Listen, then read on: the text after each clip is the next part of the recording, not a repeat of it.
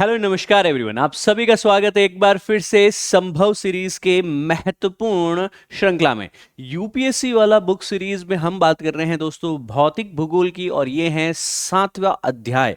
और इस 7वें अध्याय में हम बात करने वाले हैं चट्टानों के महत्वपूर्ण विषय के ऊपर।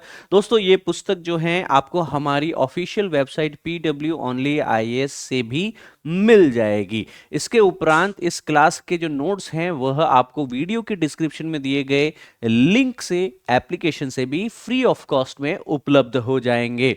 राइट, अच्छा क्लास आई गेस जो है हम आगे बढ़ाने से पहले इस चैप्टर को थोड़ा सा समझने की कोशिश करते हैं कि सर हम रॉक्स या फिर चट्टाने जो हैं अगर हम यूपीएससी के या सिविल सर्विस के एंगल से पढ़ते हैं तो यहां पे हमारी आकांक्षा है, महत्वाकांक्षा है, हमारा लक्ष्य क्या होना चाहिए। देखिए यहां जो यूपीएससी में पूछा जाता है आपके पास में वह दो प्रकृति के मूल प्रश्न पूछे जा सकते हैं।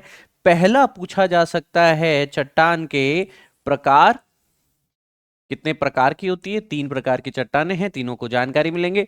उसके उपरांत पूछा जा सकता है उनके गुण, उनकी विशेषताएं, उनके फीचर्स के ऊपर पूछा जा सकता है ना। तो इनके फीचर्स, इनके गुण के ऊपर बात करेंगे तीनों के।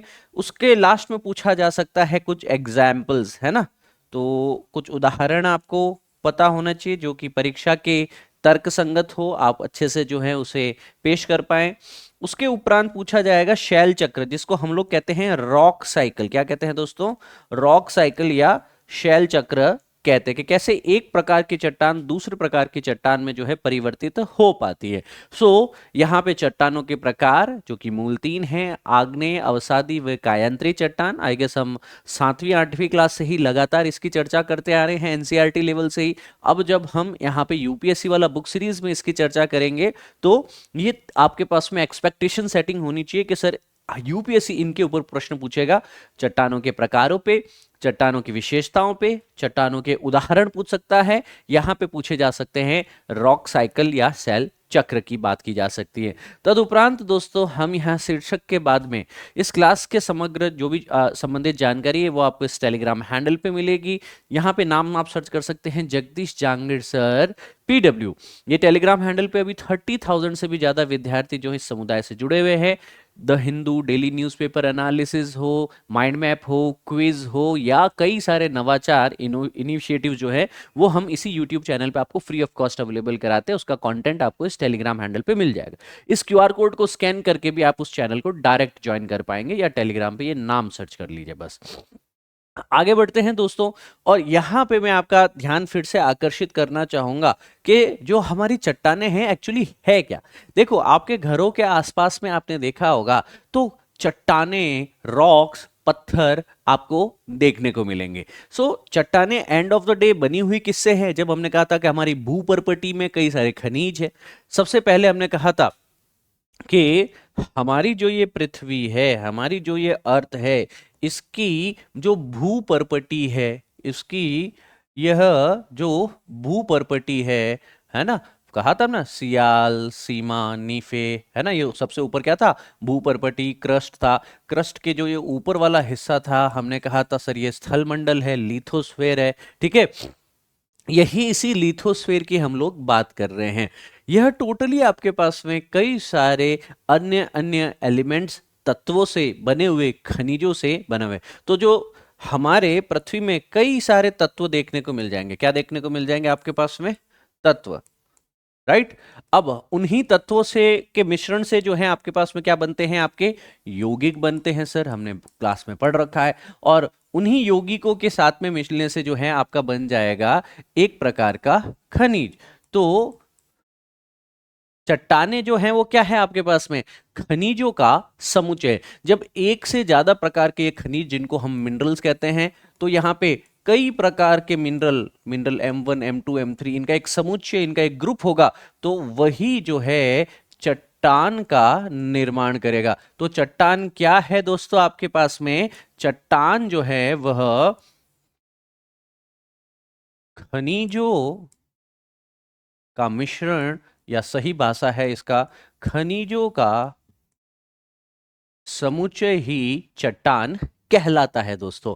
अब चट्टानों को बेसिकली हम जब अध्ययन करते हैं किस प्रकार की चट्टानें हैं, इनके गुण क्या है, इनमें क्या तत्व हैं, क्या यौगिक हैं, इनकी रासायनिक भौतिक विशेषताएं क्या हैं, किस गहराई पे कौन सी चट्टान है, कौन सी कठोर है, कौन सी कोमल चट्टानें हैं। तो जो चट्टानों का अध्ययन है इसे पेट्रोलॉजी कहा जाता है। चट्टानों के अध्ययन को क्या कहा जाता है दोस्तों? पेट्रोलॉजी।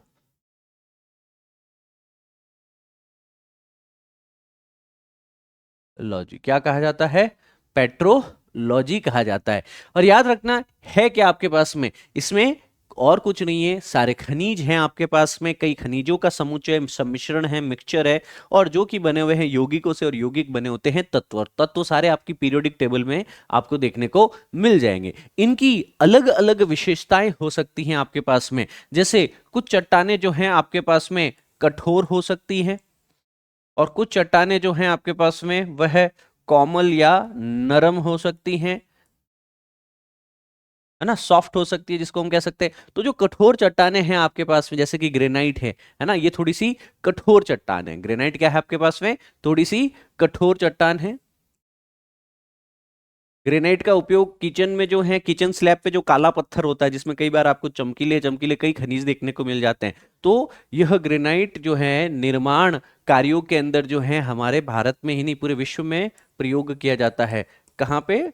जो निर्माण कार्य है, भवन निर्माण कार्य, उसमें इसका प्रयोग किया जाता है। अब सॉफ्ट के अंतर्गत कोई चट्टान का नाम अगर आपको लिखना हो जो इसका बनावट, रंग और आपके पास में उदाहरण में हो, है ना, एक है सोप स्टोन। कौन सा है आपका? जो सोप स्टोन है मित्रों, यह सजावट में यूज किया जाता है। किसमें?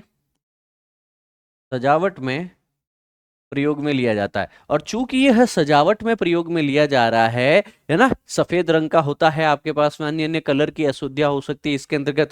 सो इस तरह चट्टान जो है वह अन्य अन्य खनिजों का मिश्रण है, और चट्टानें जो है हमारी कठोर हो सकती हैं, और चट्टानें जो है हमारी वो क्या हो सकती है कठोर के अलावा? कॉमल हो सकती है। कठोर का एग्जाम्पल ग्रेनाइट है, कॉमल का है आपका सोपस्टोन। अब हमने जब ये चीज कही है कि चट्टाने जो हैं आपके पास में वह कई सारे खनिजों से बने हैं, खनिज यौगिकों से बने और यौगिक तत्वों से बने, तो ये चट्टाने भूपर्पटी पे कई प्रमुख तत्व लिए हुए होती हैं। जो हमारी ये भूपर्पटी है, जो सबसे ऊपर वाली यह जो लेयर है भूपर्पटी, है ना, इस भूपर्पटी में कौन कौन से तत्व हैं उसकी हम लोग अगर यहाँ पे बात करें तो सबसे पहले है आपके पास में सियाल की हम लोगों ने बात पहले ही सुन चुकी है। जैसे कि ऑक्सीजन है,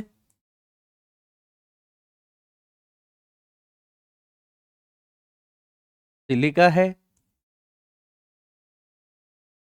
मैग्नीशियम है, हम्म और एल्यूमिनियम है, और भारी तत्वों में निकल है, लोह है आपके पास में, ठीक है ना, जिसको हम नीफे कहते हैं। आपके कैल्शियम, सोडियम, पोटाशियम, मैग्नीशियम हो सकते हैं। कैल्शियम, सोडियम, पोटाशियम, मैग्नीशियम, ये सारे के सारे भूपर्पटी में पाए जाने वाले मुख्य प्रमुख तत्व है। अब याद रखना है कि इन तत्वों में लगातार होता है संयोजन। तो तत्वों में जो लगातार पृथ्वी में संयोजन होता रहता है, मिक्सचर जो है, तत्व जो है, एलिमेंट जो है आपस में लगातार जुड़ते रहते हैं दो प्रक्रियाओं के कारण।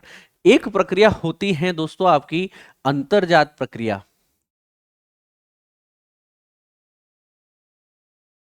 अंतर्जात प्रक्रिया, और एक होती है दोस्तों आपकी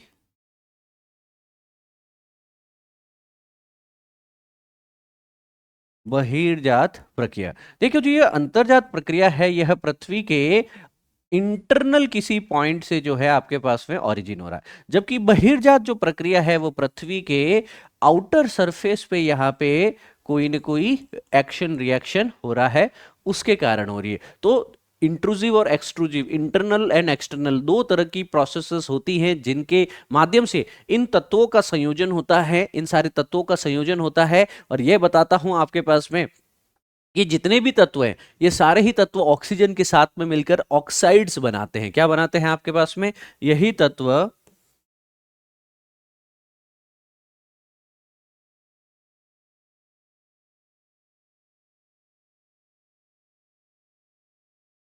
ऑक्सीजन से मिलकर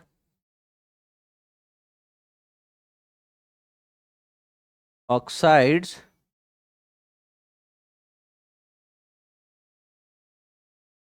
बनाते हैं। क्या ये चीज याद रख सकते हैं अपन? बहुत ही इजी है दोस्तों आपके पास में। अब जब हमने ये चीजें समझ ली कि चट्टान में कौन से तत्व हैं, तत्वों का नाम लिखा, इन तत्वों में एक्शन रिएक्शन अंतर्जात बहिर्जात प्रक्रियाओं के कारण हो सकती है, जो कि इंटरनल और एक्सटर्नल प्रक्रियाओं का नाम है। यहाँ पे ऑक्सीजन जो है इन तत्वों से रिएक्ट करके ऑक्साइड्स का निर्माण कर सकता है। सो ओवरऑल आपको खनिजों का यहाँ पे जो है निर्माण और शरण की यहाँ पे बात करनी, जो अब चट्टानें बनी हैं, क्या बनी है आपकी, जो ये चट्टानें बनी हैं, इन चट्टानों का निर्माण कैसे होता है, चट्टानें वापस टूटती कैसी, इनमें विखंडन कैसे होता है, इनमें शरण कैसे होता है।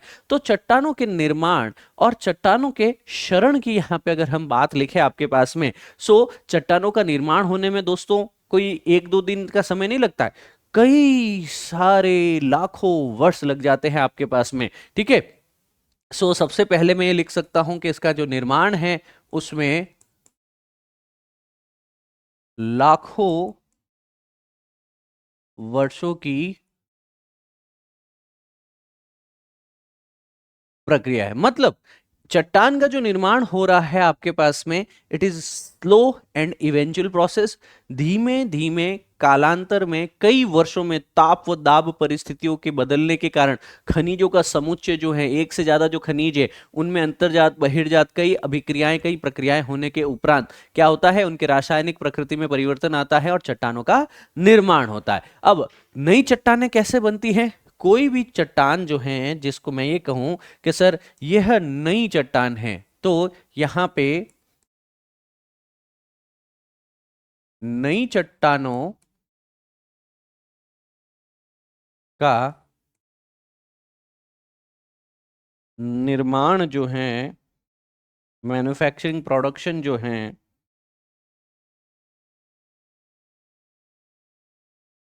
वह होता है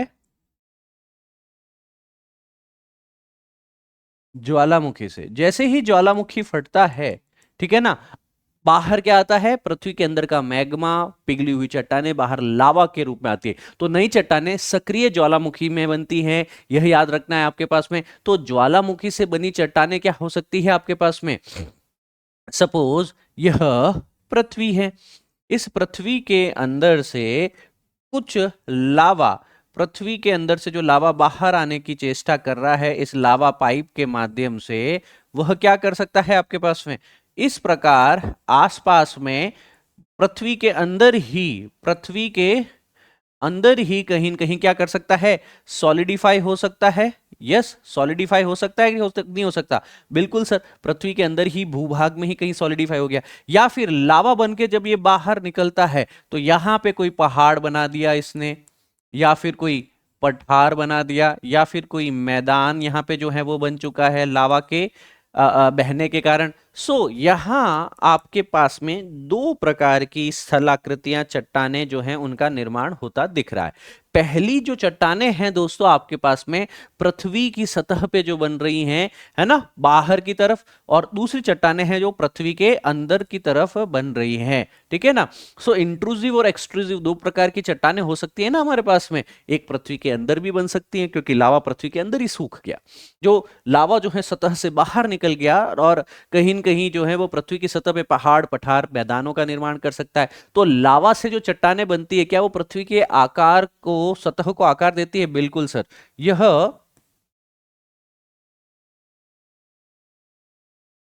पृथ्वी की सतह को आकार देती हैं। हमने कहा कई सारी स्थलाकृतियां जो हैं यहाँ पे उसी के कारण बन रही हैं, और तो और कई भू आकृतियों को भी यहाँ पे ये प्रभावित कर सकती हैं आपके पास में। ठीक है ना। अब इन चट्टानों के लक्षण भी हम लोग जान चुके हैं कि जो चट्टानें बन रही हैं, सबसे पहली जो चट्टान है वो आग्नेय चट्टान है, अंदर से मैग्मा पिघला हुआ बाहर आया, लावा के रूप में बाहर बहता गया। तो अब इनके साथ में जो है अन्य अन्य खनिज आए होंगे, क्योंकि चट्टानें बनी किससे, खनिजों का कहीं न कहीं मिक्सचर है, खनिजों का यह एक क्या है, समुच्चय है। तो खनिजों की है आपके पास में कुछ तो होती हैं भौतिक गुण, और कुछ होते हैं आपके पास में रासायनिक गुण। तो इस प्रकार हम ये चीज देख सकते हैं कि कुछ चट्टानें कमजोर हैं, कुछ चट्टानें मजबूत हैं, ठीक है ना। जैसे कि सेल है आपके कमजोर चट्टानों में है आपके पास में शैल चट्टान, है ना, या फिर हमने कहा था सोप स्टोन। यहाँ पे मजबूत चट्टानों में आपकी है ग्रेनाइट। तो यह आपका बेसिक फर्क हो चुका है, राइट। अब हम ये जानकारी लेते हैं कि वर्गीकरण क्या है। चट्टानों का जो वर्गीकरण है मुख्य रूप से अगर देखने को मिले ना मित्रों में, तो यह तीन रूप से तीन हिस्सों में जो है विभाजित किया जा सकता है। सबसे पहला जो है आपके पास में वह है आग्नेय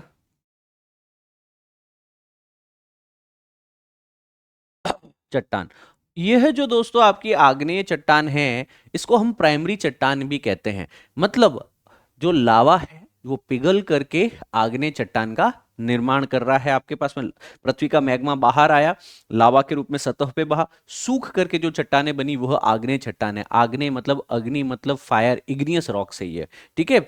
अब यह दो तरह की हो सकती है, एक है अंतर्वेदी और एक है बहिर्वेदी। क्या हमने इससे पहले पढ़ा था? ये वाली जो चट्टानें जो पृथ्वी के अंदर हैं, इनको हम लोग कहेंगे अंतर्वेदी आग्नेय चट्टान। जो लावा बाहर आकर के पहाड़ पठार मैदान बना रहा, इनको कहेंगे हम लोग बहिर्वेदी चट्टान। समझ में आई? सो यहां पे मुख्य रूप से अगर हम देखने की कोशिश करें तो दो प्रकार की आग्नेय चट्टान हो सकती हैं आपके पास में। एक है अंतर्वेदी, जो पृथ्वी के अंदर ही लावा सूख गया, लावा अगर बाहर आ जाए तो यह है बहिर्वेदी, जिसको हम एक्सट्रूसिव रॉक्स और इंट्रूसिव रॉक्स कहेंगे, इंट्रूसिव एंड एक्सट्रूसिव। तो इस प्रकार आपके यह दो प्रकार हो गए। इसका एग्जाम्पल अगर आपको याद रखना हो तो यहाँ पे अंतर्वेदी चट्टानें जो हैं, जो हमारे घरों में ग्रेनाइट यूज होता है ना, तो ये ग्रेनाइट है ना, वह पृथ्वी के अंदर से निकाला जाता है। याद रखना, इसके खानों में से माइंस में से निकाला जाता है। फिर एक और है आपके पास में पेगमाइट करके, नाम याद रखना पड़ेगा बेटा थोड़ा सा, है ना। पेगमाइट करके चट्टानें होती हैं। इसके उपरांत यहां पे अगर मैं बात करने की चेष्टा करूं तो दूसरा यहां पे है आपकी बहिर्वेदी चट्टान। तो हमारी बहिर्वेदी चट्टानों के एग्जांपल्स क्या हो सकते हैं दोस्तों? एक है बसाल्ट, नाम सुना होगा, बसाल्ट एंड एंडासाइट। बसाल्ट है, एंडासाइट है, यह जो है आपके बहिर्वेदी, मतलब पृथ्वी की सतह पे यह बनी हुई है ना। तो अंतर्वेदी और बहिर्वेदी में डिफरेंस पता है? बिल्कुल पता है। अब दूसरा प्रकार है वह है अवसादी सेल। कौन सी है आपकी?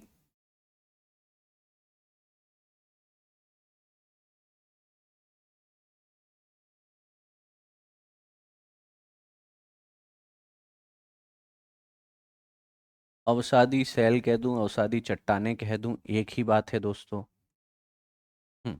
तो इस अवसादी सेल में जो है टोटल, जो आपके जैसे प्राथमिक चट्टान है, इसको हवा ने, पानी ने, ग्लेशियर्स ने बहुत ही घसा, घर्षण हुआ, इसका धीरे धीरे इरोजन होता है, कटाव होता है, और जो मिट्टी के कण होते हैं वह दूर ले जाकर के लेयर बाय लेयर, परत दर परत जो है वो किसी यांत्रिक बल से, मैकेनिकल फोर्स से, किसी कार्बनिक या किसी रासायनिक ऑर्गेनिक या फिर किसी केमिकल फोर्स से क्या किया जाता है, इनको परत दर परत अलग अलग जो है अवसादी सेल में तब्दील कर दिया जाता है।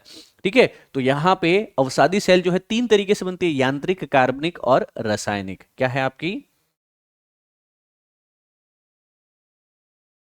यांत्रिक जो है दोस्तों बहुत ही महत्वपूर्ण है। याद में आपको ये चीज याद रखनी होगी कि जैसे यांत्रिक चट्टानों में क्या है, एक मैकेनिकल फोर्स लग रहा है, जैसे सेल चट्टान है, या जिसको बलुआ पत्थर लिख सकते हो आप लोग एग्जाम्पल के लिए, बलुआ पत्थर है, शेल चट्टान है। तो यह दो एग्जाम्पल हैं कि यांत्रिक तरीके से कैसे आपकी अवसादी चट्टानें बन सकती है। यांत्रिक के बाद में दूसरा है आपके पास में जिसको हम कहते हैं कार्बनिक। कार्बनिक तरीके से भी अवसादी चट्टानें बन सकती हैं।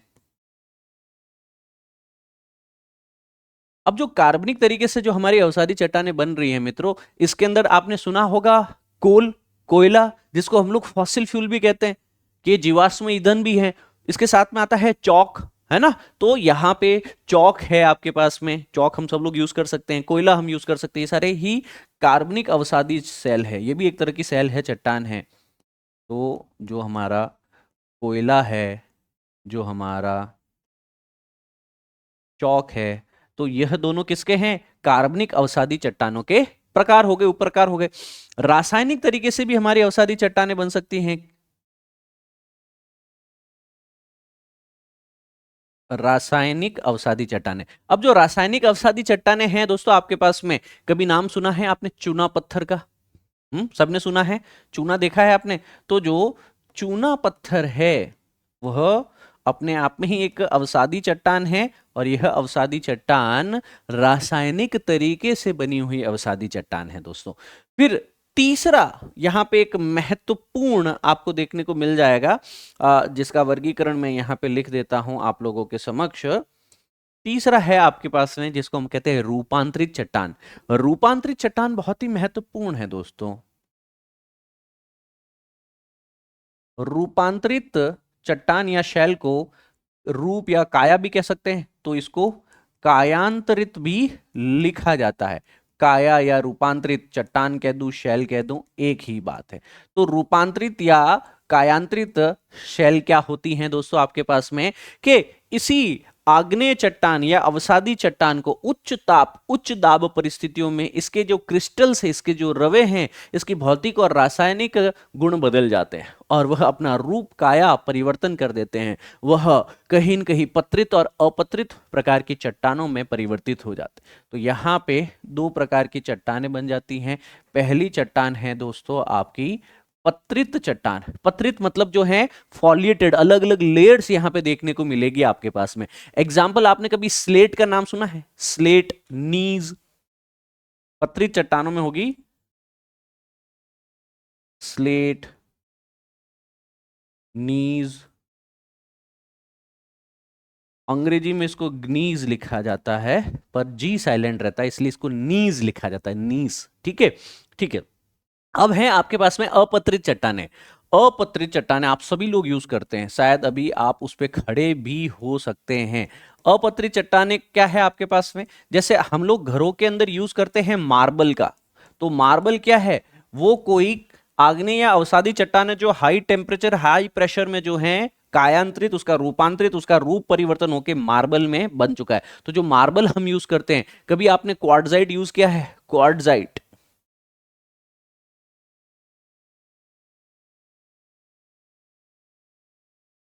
क्वार्टजाइट भी है दोस्तों आपके पास में, यह अपत्रित चट्टानों का ही एक प्रकार है। तो इस प्रकार हमारे पास में तीन चट्टानें हैं, कॉपी में लिखा है आप सभी विद्यार्थियों ने, है ना। कौन कौन सी चट्टानें हैं दोस्तों? सबसे पहली चट्टान है आग्नेय चट्टान। दुनिया में सबसे पहले यही बनी थी, या तो पृथ्वी के अंदर कोई न कोई जो है आपके पास में मैग्मा सोर्स जो है वो ठस गया था जैसे ग्रेनाइट, या फिर वह बाहर निकल करके वो कोई पहाड़ पठार का रूप ले चुका है। तो यह अंतर्वेदी, बहिर्वेदी, इंट्रूसिव, एक्सट्रूसिव रॉक हो सकती है। दुनिया में सबसे पहली प्राथमिक प्राइमरी रॉक सही है। इसी से फिर अवसादी या आग्नेय चट्टानें बनी है। दूसरे नंबर पे हमने बोला है हमारी है अवसादी सेल। अवसाद, अवसाद मतलब होता है सेडिमेंट।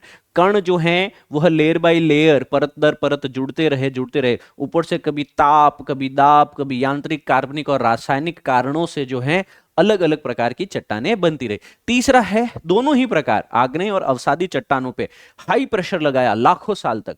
हाई प्रेशर और हाई टेम्परेचर के कारण इनके केमिकल प्रॉपर्टीज बदल चुकी हैं और उसके कारण कायांतरित, रूपांतरित तीसरे प्रकार की हमारी चट्टानों का निर्माण होता है। तो टोटल चट्टानों का वर्गीकरण हमने सीखा कि हमारे पास में तीन प्रकार की चट्टानें हो सकती हैं।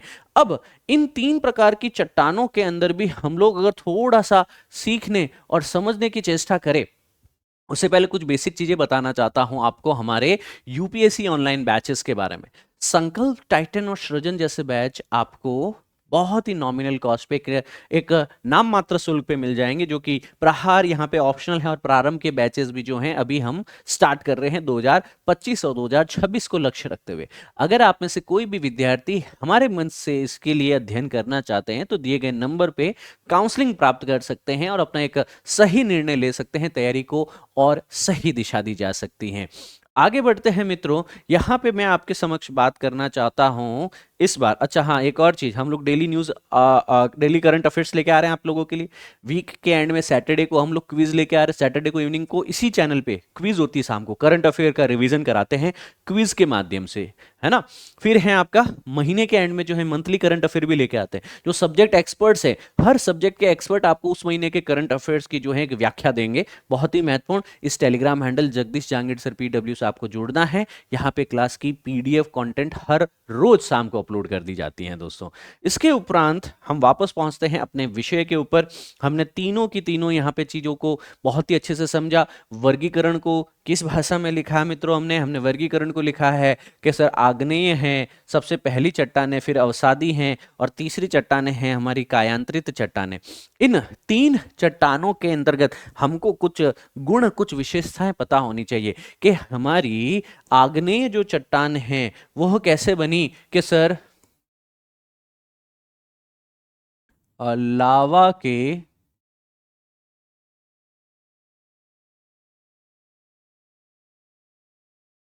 ठंडे होने से, लावा जब आता है आपके पास में ठंडा होकर के जम जाता है, तो यहां पे ये चट्टान बनती है। तो हमारी जो प्रीमोर्डियल अर्थ थी, जो हमारी शुरुआती पृथ्वी थी, उस पर कई सारे ज्वालामुखी थे, तो लावा प्रवाह होता था। सबसे पहले यही चट्टानें बनी। इसका मतलब यह क्या है आपको, इनको हम लोग प्राथमिक चट्टानें भी लिख सकते हैं। क्या लिख सकता हूं? दुनिया में सबसे पहले, पृथ्वी पे सबसे पहले जो है यही चट्टानें बनी थी, प्राथमिक चट्टानें हैं। एग्जाम्पल के लिए क्या लिखोगे आप लोग? ग्रेनाइट और बसाल्ट। ग्रेनाइट और बसाल्ट जो है इसके एग्जाम्पल्स के रूप में आप लोग लिख सकते हैं दोस्तों आपके पास में, ठीक है ना। अब ग्रेनाइट जो होता है वह कहीं न कहीं पृथ्वी के अंदर देखने को मिलता है। बसाल्ट जो है वो सतह पे, सरफेस पे, समुद्र की जो सतह है ना, वो पूरी बसाल्ट से बनी होती है। ग्रेनाइट जो है वो जमीन के नीचे, है ना, कोई पातालीय बिंदु पे देखने को मिलेगा। अब इसके उपरांत है आपके पास में अवसादी चट्टानें, जिसे सेडिमेंट्री रॉक्स कहा जा सकता है।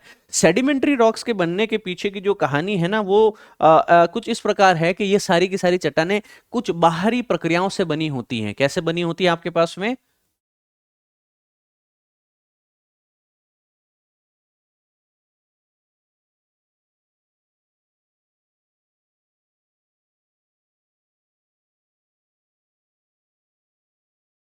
बाहरी प्रक्रियाओं से बनी होती है। दूसरा, यह प्राथमिक चट्टानों के ही घर्षण के कारण जो उनको कहीं कहीं तोड़ा है, कुछ के जो अणु हैं वो परतों के रूप में जमते गए, यांत्रिक, रासायनिक, कार्बनिक बल के कारण चट्टान में परिवर्तित हो गए। तो हमारी अवसादी चट्टानों के लिए क्या मैं लिख सकता हूं? ये द्वितीयक चट्टानें हैं।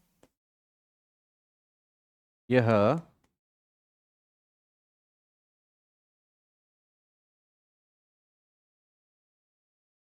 द्वितीयक चट्टानें हैं आपके पास में। इसके उपरांत इसका एक एग्जाम्पल जरूर लिखे। बलुआ पत्थर, चूना पत्थर है, शैल गैस, शैल चट्टानें, है ना। बलुआ पत्थर, चूना पत्थर,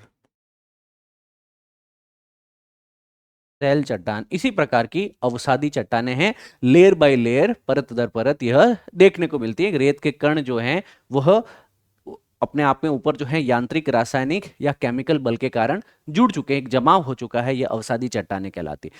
तीसरा है दोस्तों रूपांतरिक या मेटामॉर्फिक रॉक, जिसको हम हिंदी में कायांतरित चट्टान भी लिखते हैं। और जो यहाँ पे हमारी कायांतरित चट्टानें हैं ना दोस्तों, सबसे ज्यादा अनोखी है, क्योंकि उष्मा के, गर्मी के, ताप और दाब के प्रभाव से यह बनती हैं। क्यों बनी है दोस्तों आपके पास में? यह उच्च ताप, दाब से यह बनती हैं। सर इसका क्या मतलब हुआ? इसका यह मतलब हुआ यह तृतीयक चट्टानें हैं, टर्सरी रॉक है। तृतीयक चट्टानें कहलाती हैं। इसके एग्जाम्पल्स आप याद रखना, जैसे मार्बल में संगमरमर है आपके पास में, चूना पत्थर है आपके पास में। यही चूना पत्थर उच्च ताप, उच्च ताप व दाब परिस्थिति में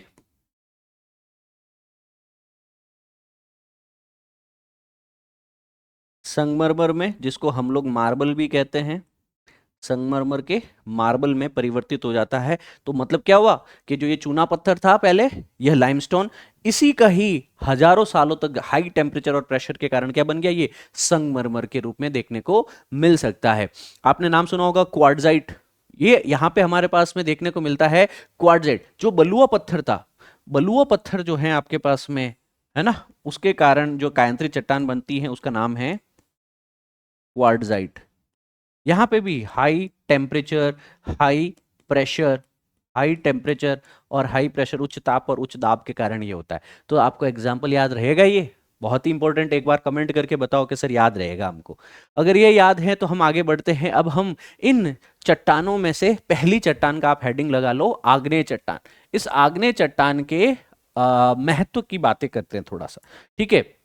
भूगर्भिक महत्व क्या हो सकता है हमारी आग्नेय चट्टान का? कौन सी चट्टान है दोस्तों आपकी? आग्नेय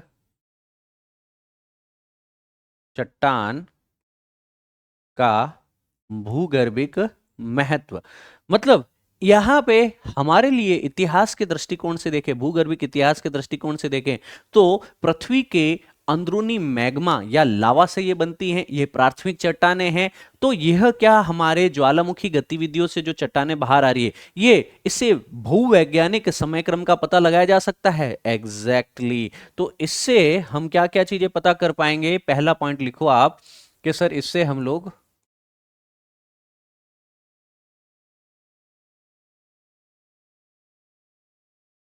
भूवैज्ञानिक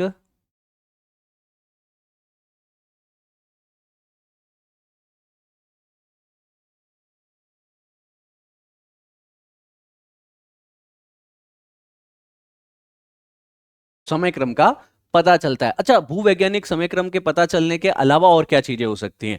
जैसे कि अंदर से जो मैग्मा आ रहा है, जो अंदर से खनिज लेके ही आ रहा है, अंदर के मिनरल्स बाहर आ रहे हैं, तो कई मूल्यवान खनिज जो हैं वह हमको इस क्षेत्र में देखने को मिलेंगे। तो पृथ्वी की सतह पे मूल्यवान खनिज लेके आता है। क्या लेके आता है आपके पास में? मूल्यवान खनिज भी हमें यहाँ से मिलेंगे। जैसे कि कहीं आपको सोना मिल रहा है, सोने के भंडार मिल रहे हैं, कहीं आपको जैसे ये भी आपको मिल सकता है सोने के अलावा, जैसे हम लोग कहते हैं ना कि सर हीरे मिल रहे हैं आपके पास में, सोना है, हीरा है इत्यादि। सो यह इसके भूगर्भिक महत्व हो गए हैं। अब अगर मैं यहाँ पे बात करूं, मृदा निर्माण में यह मदद कर सकती है। यस, जैसे कि कोई चट्टान है, इस चट्टान में अगर अपक्षय हो,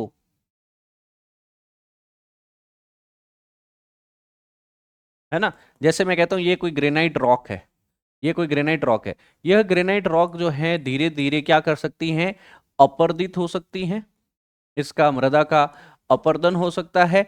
और यहाँ पे यह मिट्टी, है ना, तो जो जहां जहां पे अगर आप कहेंगे कि सर किसी एरिया में ग्रेनाइट रॉक थी, तो वहां पे वही चट्टान जो है मृदा के निर्माण में भी, फॉर्मेशन में भी योगदान दे सकती है। तो अगर ये चट्टानें ही नहीं होती तो क्या यहाँ पे कोई भी मृदा निर्माण हो पाता? शायद नहीं हो पाता सर। आपके पास में धन्यवाद कि मृदा है ना, धन्यवाद कि यह चट्टान है। दूसरा, प्लेटें यहाँ पे टकराती हैं और दूर जाती हैं, तो प्लेट टेक्टोनिक्स का अध्ययन भी तो इन चट्टानों के माध्यम से किया जा सकता है। यस, बिल्कुल। तो जो यहाँ पे प्लेट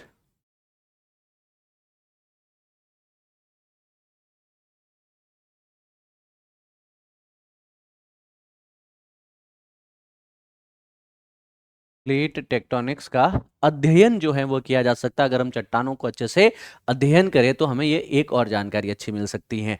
यहाँ पे वैज्ञानिक अनुसंधान भी तो कर सकते हैं ना। वैज्ञानिक अनुसंधान अगर हम चट्टानों का करते हैं,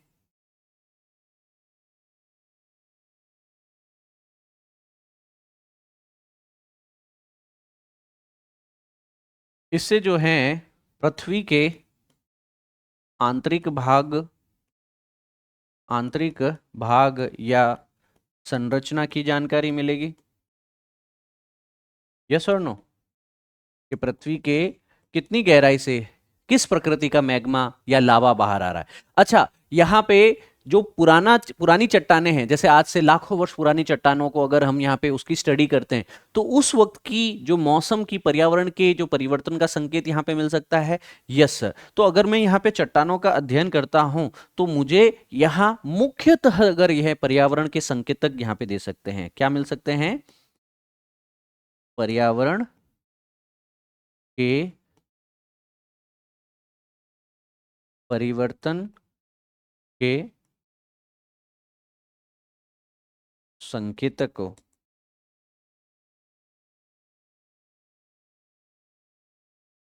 जानकारी यहां से मिल सकती है। यस और नो? सो इतना यहाँ पे जो है हमारा इस चट्टानों का भू वैज्ञानिक यहाँ पे जो है आपके पास में भूगर्भिक एक तरह का महत्व होता है आपका, राइट। इस भूगर्भिक महत्व में महत्वपूर्ण चीजें आपको फिर से यहाँ पे लिख लेनी चाहिए। एक तो हमारे पास में जियोलॉजिकल टाइम स्केल का पता चल जाएगा, कई खनिज हमें मिल जाएंगे, हमें सॉइल इसी से मिल पाती है, प्लेट टेक्टोनिक्स का हम अध्ययन कर पाते हैं, वैज्ञानिक अनुसंधान से पृथ्वी के आंतरिक भाग की संरचना का पता चलता है आग्नेय चट्टानों को स्टडी करने से, पर्यावरण के परिवर्तन के संकेतक मिल जाएंगे। मतलब पहले पुरानी चट्टानों को अगर आप स्टडी करेंगे तो पिछले परिवर्तन जो है, पर्यावरणीय परिवर्तन जो है, उनका हमें संकेत, उनका हमें एग्जैक्ट यहाँ पे एक आइडिया पता चल पाता। सो इस प्रकार हमारी आग्नेय चट्टानों का भी एक महत्व है।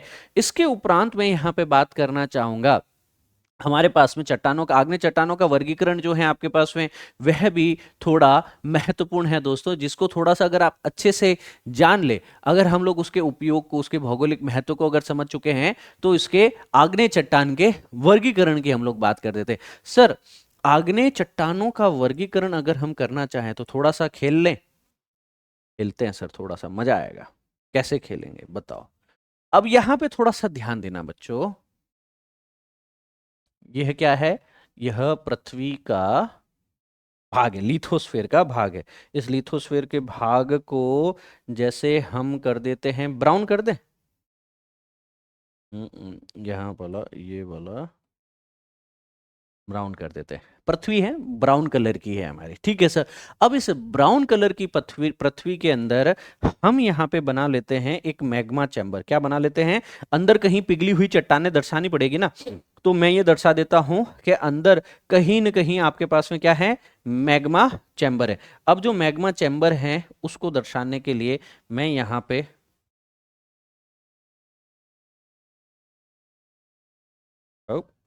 what has happened?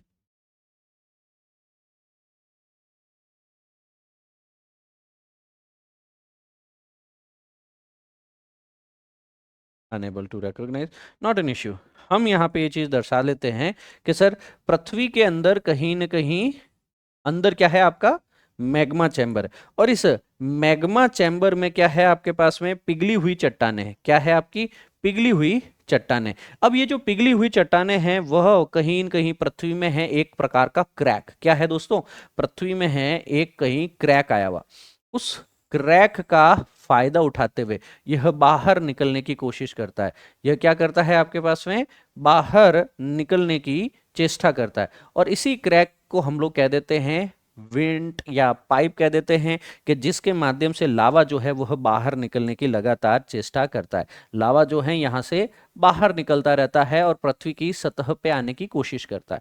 पर सतह पे आने से पहले कई बार यह हो सकता है कि हमारा लावा जो है वह इस पाइप से लेफ्ट या राइट ही पहुंच पाता है, पूरा सतह पे नहीं पहुंच पाता है।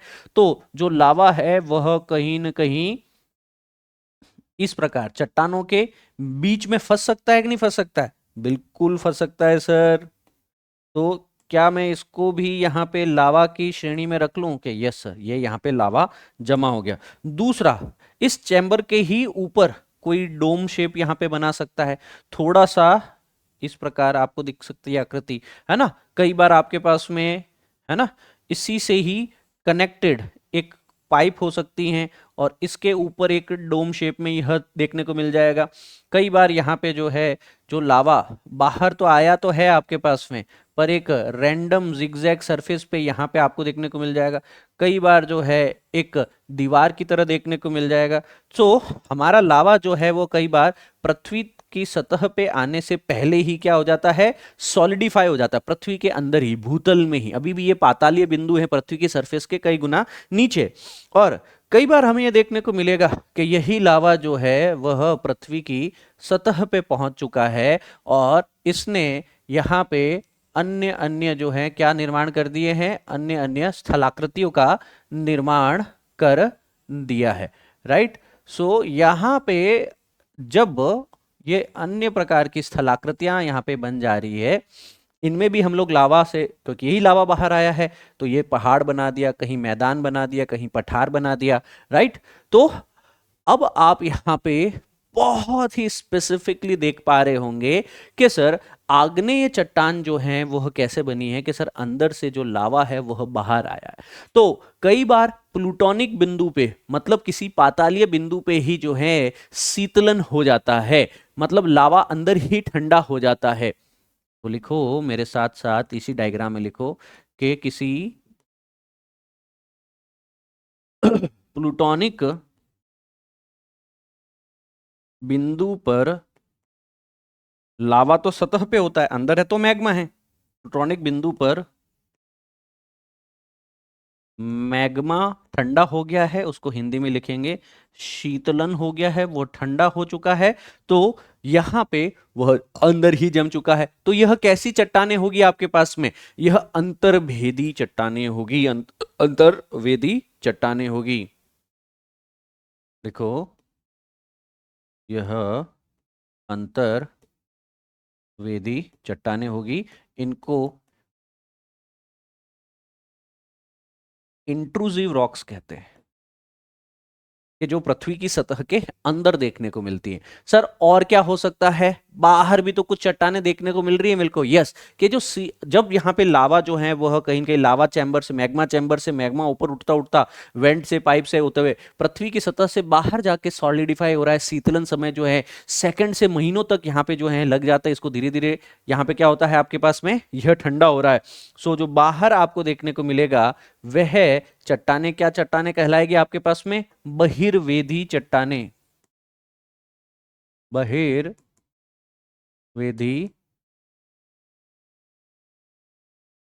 चट्टाने हैं। अच्छा, ये बहिर्वेदी चट्टाने जो हैं इनकी बनावट जो है आपके पास में कई बार आपको देखने को मिल जाएगा स्थल के ऊपर बाहर ही यहाँ पे देखने को मिलेगी। तो आग्नेय चट्टान उनके निर्माण के स्थान पर, ठंडा होने की गति के स्थान पर दो प्राथमिक प्रकार हो सकते हैं। पहला प्रकार है अंतर्वेदी और दूसरा प्रकार है बहिर्वेदी। याद रखेंगे, अगर वह किसी प्लूटोनिक पॉइंट पे पृथ्वी के अंदर ही, भूतल में ही किसी पातालीय बिंदु पे अगर शीतलन हो चुका है तो यह है अंतर्वेदी, और अगर वह सतह पे, सरफेस पे आ गई है तो वह है बहिर्वेदी चट्टानें।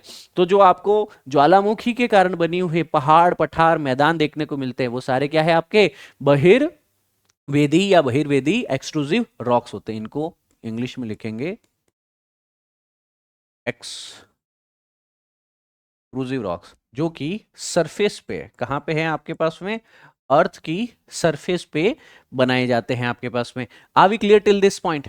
अब यहां पे आप लोगों को एक्सट्रूसिव और इंट्रूसिव रॉक्स समझने के बाद में पता होना है कि ये जो अंदर से जो मैग्मा है ना, यह जो मैग्मा चैम्बर है ना, इसमें चट्टाने हैं, रॉक्स हैं, और रॉक्स जो हैं वह किससे बनी है, मिनरल से बनी है, खनिजों से बनी है। और जो रॉक्स और जो मिनरल्स हैं वह दो प्रकार के हो सकते हैं। मतलब ये मैग्मा जो है अगेन दो प्रकृति का हो सकता है। क्या सर, ये मैग्मा या तो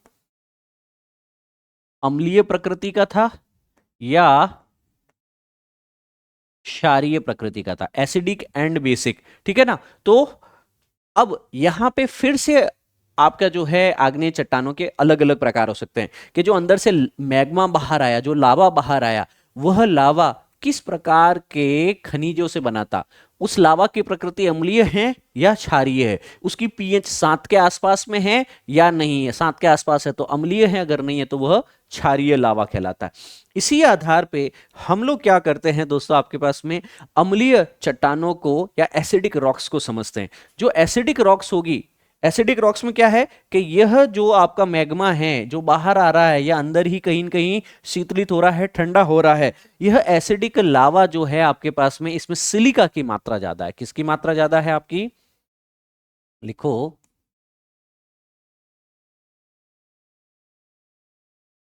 सिलिका की मात्रा इसमें ज्यादा होती है। और जो सिलिका की मात्रा ज्यादा होती है आपके पास में लगभग 40% के आसपास में। कितना होता है दोस्तों? कि जो चट्टाने हैं उन चट्टानों में से लगभग 40% तो क्या है आपके पास में? मात्र सिलिका ही है। इसके अलावा मैग्नीशियम, आयरन, कैल्शियम वो दूसरी चीजें हो सकती हैं। पर इनका जो घनत्व ज्यादा होता है, क्या है? रंग जो होगा वह गहरा होगा और घनत्व जो है वह ज्यादा होता है। घनत्व ज्यादा मतलब डेंसिटी ज्यादा मतलब भारी होगी आपके पास में। अब यहां पे ये भूपर्पटी में अगर देखें, जिसको हम लोग कहते थे सियाल, सीमा एंड नीफे, ये है सियाल, सिलिका एल्यूमिनियम, ये है सीमा, ये था आपका नीफे।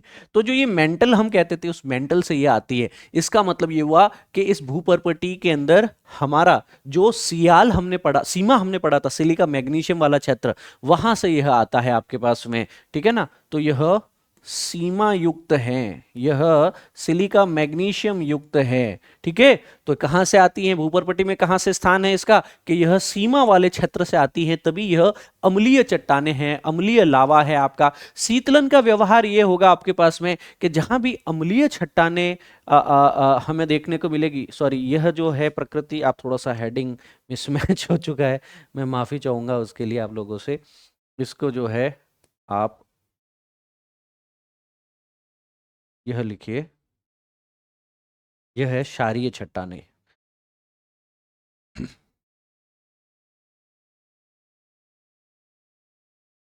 यह कौन सी चट्टाने हैं? बेसिक रॉक है, क्षारीय चट्टाने। सिलिका की मात्रा यहां पे थोड़ी सी ज्यादा देखने को मिलेगी आपके पास में। ठीक है ना? घनत्व जो है आपके पास में थोड़ा ज्यादा होगा, डार्क कलर की होगी यह, है ना? गहरा रंग होगा आपके पास में। सीमा, सिलिका मैग्नीशियम वाली लेयर जो थी बीच वाली वहां से कहीं न कहीं यहाँ पे भूपर्पटी में इनका स्थान होता है। शीतलन का व्यवहार है कि धीरे धीरे ठंडी होती है।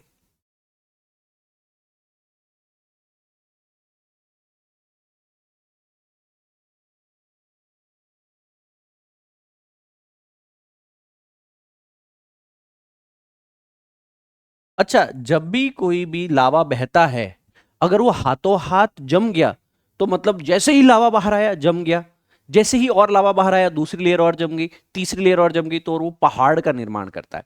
जबकि जो क्षारीय लावा होगा, तो वो क्षारीय लावा क्या करेगा आपके पास में? वो धीरे धीरे जमेगा। मतलब उसका तापमान इतना रहेगा कि वो बहुत समय, घंटों घंटों लेगा, वो उसके बाद में बहेगा, तब तक वो बहता ही रहेगा। और जब लावा बहता रहेगा, बहुत दूरी तक जाएगा, तो क्या वो पहाड़ का निर्माण करेगा? नहीं सर, वो पठार का निर्माण करेगा। किसका है आपके पास में? प्लेट्यूज का निर्माण करता है, पठार का निर्माण करता है दोस्तों आपके पास में। तो जो यहाँ पे लावा आपका धीरे धीरे ठंडा हो रहा था, वह पठारों का निर्माण करता है, क्योंकि बहुत ही दूर तक यह लावा जाता है, धीरे धीरे ठंडा होता है, तो धीरे धीरे ये शीतल होगा, धीरे धीरे जमेगा, तब तक ये बहुत दूरी तक चला जाएगा, कई सैकड़ों मीटर या किलोमीटर तक चला जाता है, लावा का निर्माण करता है। तो जो भी क्षारीय लावा है वो दुनिया के सारे पठारों पे देखने को मिल सकता है। भूवैज्ञानिक विशेषताएं इसके अगर हम देखें, जैसे हमारे भारत में है आपके पास में डेक्कन ट्रैप, ये है आपका दक्षिण भारत वाला एरिया। और इस दक्षिण भारत वाले एरिया में आपको इस प्रकार की एक स्थलाकृति देखने को मिल जाएगी मित्रों। और उस स्थलाकृति को हम लोग कहते हैं डेक्कन ट्रैप। क्या नाम देते हैं बच्चा? डेक्कन ट्रैप नाम दिया जाता है। तो हमारे पठारों का जो निर्माण है भारत में भी वो इसी के कारण हुआ है आपके पास में। तो यहां पे एक नाम लिख लेंगे आप, पठारों का निर्माण होता है। एग्जाम्पल के लिए दक्षिण भारत में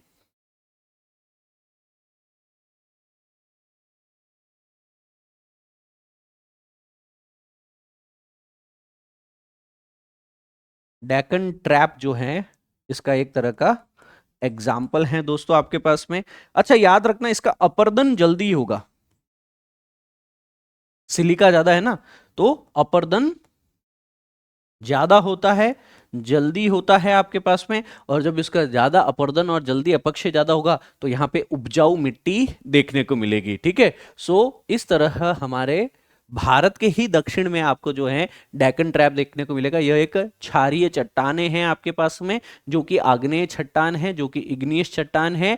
इसी मैग्मा के सतह पे आकर के बहुत ही दूरी तक फैलता है। सिलिका की मात्रा कम है आपके पास में। याद ये रखना है कि सिलिका और मैग्नीशियम भी है साथ साथ में, इसलिए ठंडा धीरे धीरे होगा, दूर तक बहेगा। दूर तक बहेगा तो वह पठार का, प्लेट्यूज का निर्माण करेगा, मैदानों का भी निर्माण कर सकता है। और भारत में कई, दक्षिण भारत में कई सैकड़ों किलोमीटर, स्क्वायर किलोमीटर के एरिया में, भूभाग में यह फैला हुआ है। पूरा का पूरा एक मैदानी क्षेत्र सा बना दिया है दक्षिण भारत वाले पूरे पेनिनसुलर प्लेट्यू के ऊपर दोस्तों। अब इसके उपरांत हम एक और चीज पढ़ते हैं, वो है आपकी अम्लीय चट्टानें। देखिए दोस्तों, क्षारीय चट्टानों में जो आपने लिखा है उसका ठीक उल्टा जो है आपको लिखना रहेगा अम्लीय चट्टानों के अंदर। अम्लीय, यहां पे थोड़ा सा चेंज कर देता हूं मैं, हेडिंग डाल दीजिए आप लोग भी साथ साथ में।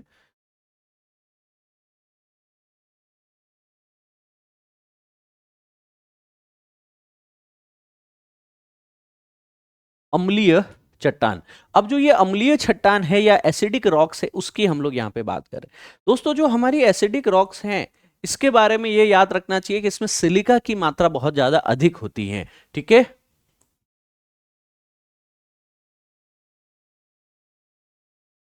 सिलिका की मात्रा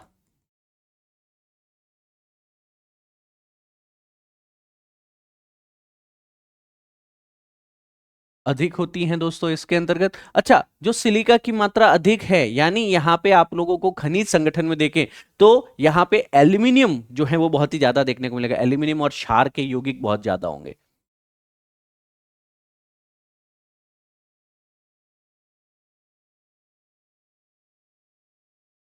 बाकी जो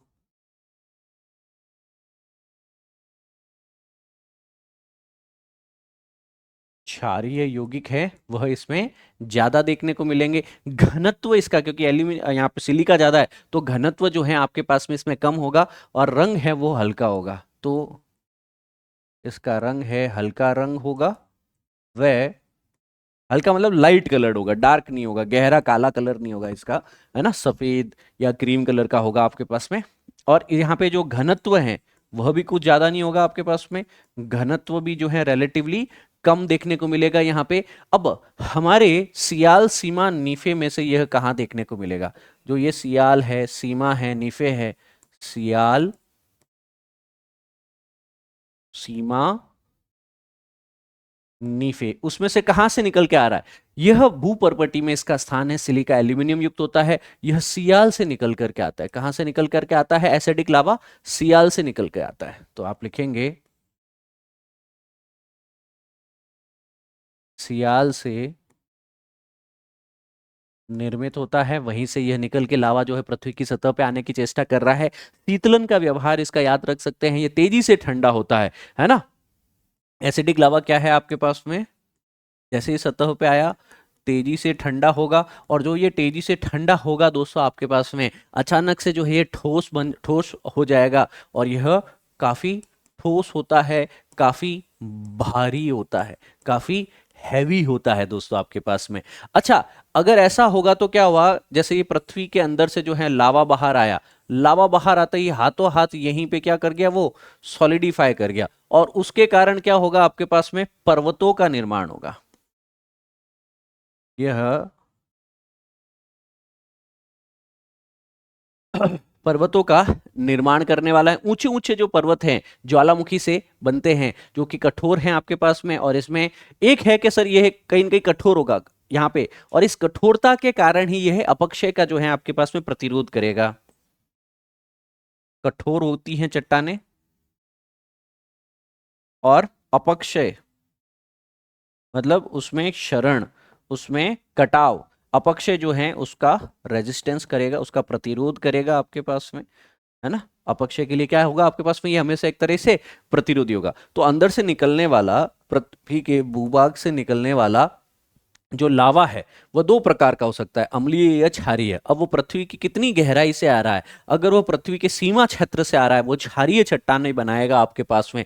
सिलिका की मात्रा यहाँ पे कम हो सकती है, घनत्व ज्यादा होगा, पर क्योंकि हमने कहा था कि जैसे जैसे हम पृथ्वी के अंदर जा रहे हैं उसमें घनत्व लगातार बढ़ता जा रहा है, सियाल से ज्यादा घनत्व सीमा का है। पर ये चट्टानें जो है, क्षारीय चट्टानें धीरे धीरे ठंडी होती हैं, पठार का निर्माण करती हैं। दक्षिण भारत का डेक्कन पठार इसी का एक तरह का, डेक्कन ट्रैप इसी का एक तरह का एग्जाम्पल है। यहाँ पे अपरदन जल्दी होता है तो मिट्टी का निर्माण हो सकता है। दूसरा हमने कहा कि भैया आप अगर सियाल वाले लेयर से आ रहे हो तो सिलिका की मात्रा यहाँ पे ज्यादा है, एल्यूमिनियम जैसे क्षारीय तत्व भी इसमें हो सकते हैं। 80% सिलिका के साथ में इसका रंग हरा होगा, घनत्व कम होगा, बहुत ही जल्दी ठंडा हो जाता है और भारी है, ठोस है, आपके पास में दूरी ज्यादा तक नहीं जा पाता है, तो पर्वतों का निर्माण करता है, कठोर चट्टानें बनाएगा और उन कठोर चट्टानों के कारण अपक्षय, इरोजन नहीं हो पाएगा। ये समझ में आया? तो क्षारीय और अम्लीय चट्टानें हमने सीखी, समझी, जानी। इसके उपरांत बात करते हैं कि हमारी जो है अगली चट्टानें कौन सी हैं। थोड़ा सा बैक में जाकर के अगर आप जानकारी लें तो आग्नेय चट्टान जो है मेरी तरफ से अच्छे से कवर किया गया है। अब हम आगे बढ़ते हैं, अवसादी चट्टान की जानकारी लेते हैं। तो बच्चे कह रहे थे कनेक्ट नहीं हो पा रहा, अब कनेक्ट होगा तुमको, और आज कमेंट करके भी बता देना, अच्छे से समझ में आ रहा है ना सबको, है ना? तो अवसादी चट्टानों की बात करते हैं। सबसे पहले तो इनका निर्माण कैसे होता है? अवसादी चट्टानों का जो निर्माण है दोस्तों आपके पास में, वह पदार्थों के जमने या लिथिफिकेशन से होता है। ठीक है, इसका निर्माण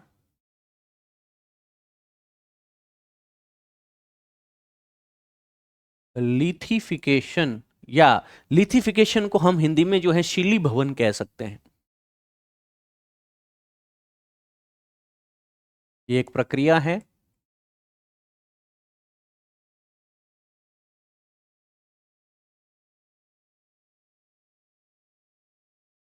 होता है, इसमें क्या होता है दोस्तों आपके पास में कि लगातार जो आपकी इग्नियस रॉक्स है या दूसरी कायांतरित चट्टानें हैं उन पे होता है घसाव, उनके जो अणु हैं उनके जो है आपके पास में पदार्थों के अंदर जमा हो जाते हैं।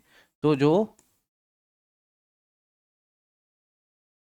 अणुओं के अंदर होता है यहाँ पे जमाव, और जब अन्य चट्टानों के घसाव से जो अणु बने हैं वह लगातार अन्य चट्टानों के छोटे छोटे खनिजों के टुकड़ों से यह बनी होती है। हवा, पानी और प्राकृतिक बलों के द्वारा यहाँ पे क्षयित होकर के यह बनती हैं। ठीक है ना? हवा, पानी, हवा पानी के अलावा तीसरा बल जो कोई और अन्य प्राकृतिक बल हो सकता है आपके पास में, ठीक है ना, वह अन्य प्राकृतिक बलों द्वारा चट्टानों के क्षरण से निर्मित है। ठीक है ना? जब दूसरी चट्टानों का क्षरण होगा तब यहां पे ये हमारी अवसादी चट्टानों का निर्माण होता है। अच्छा, समय के साथ साथ में क्या होगा कि सपोज यहां पे आपकी एक यह चट्टान है, यह चट्टान जो है यह समय के साथ साथ में क्या होता जाता है, कोई हवा से, कोई पानी से, यह लगातार जो है अपने अलग अलग यहाँ पे अणुओं का लेयर बनता जाता है। और ये जो अणुओं का लेयर जो है आपके पास में, है ना, कालांतर में कई हजारों लाखों वर्ष के अंदर क्या होता है, इनका ऊपर कंप्रेशन लगता है, और उस कंप्रेशन के उपरांत मतलब दाब वाली परिस्थितियां होती हैं। इसी को ही तो हम लोग लिथिफिकेशन कहते हैं, सिली भवन कहते हैं। इसी प्रोसेस के द्वारा ही जो यहाँ पे समय के साथ कठोर होकर चट्टान में बदल जाती हैं।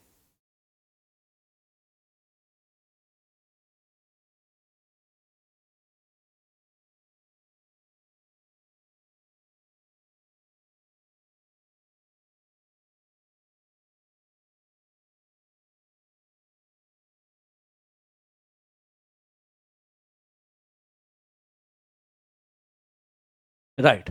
अब ये जो अवसादी चट्टानें हैं दोस्तों आपके पास में, इस चीज को एक और यहाँ पे याद रख सकते हैं, थोड़ा सा और इस पे कुछ बेहतर हम लिखने की चेष्टा करें अवसादी चट्टानों के ही बारे में, तो इनकी हम लोग कुछ विशेषताएं लिखते हैं। इनकी विशेषताओं में अवसादी चट्टानों में सबसे पहली है इसकी संरचना। तो इनमें खनिज कण जो हैं, चट्टान के टुकड़े ही होंगे, जो पिछली चट्टान है कार्बनिक पदार्थ है, या फिर कोई रासायनिक अवक्षेपों से बनी हो सकती है आपके पास में, है ना। इसको लिखना शुरू करेंगे। इसकी संरचना जो है आपके पास में वो खनिज कणों से होती है। संरचना में क्या क्या चीज हो सकते हैं? कई खनिज कण हो सकते हैं। पुरानी जो चट्टान जिसके अपक्षय हुआ था उसके चट्टानों के टुकड़े या अणु हो सकते हैं। अच्छा, चट्टानों के टुकड़े और अणुओं के अलावा कई बार कार्बनिक और हमने कहा था रासायनिक अवक्षेपों से भी ये बन सकती हैं। इसके अलावा कार्बनिक व रासायनिक अवक्षेप जो है, सेडिमेंट्स जो हैं आपके पास में, उन अवक्षेपों से भी यह बनी होती है। यह तो होती है इसकी संरचना। इसकी संरचना जो है स्तरीय होती है दोस्तों, क्षितिज परतें इसमें मिलती हैं। इसकी संरचना जो है वह स्तरीय